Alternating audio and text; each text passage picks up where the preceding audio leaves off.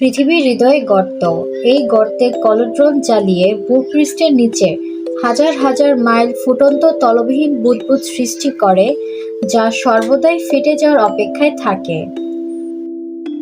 প্রায় 1500 আগ্নেয়গিরি সারা বিশ্বে পাওয়া গেছে, যদিও অগণিত আগ্নেয়গিরি সমুদ্রের তলদেশে রয়েছে।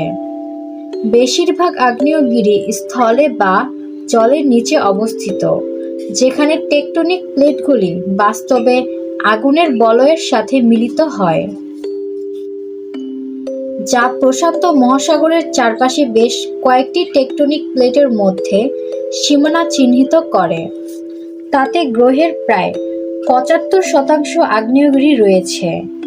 বিভিন্ন ধরনের আগ্নেয়গিরি রয়েছে, যা প্রাথমিকভাবে আকার ও আকৃতির ভিত্তিতে শ্রেণীবদ্ধ করা হয়েছে। প্রধান আকারের মধ্যে রয়েছে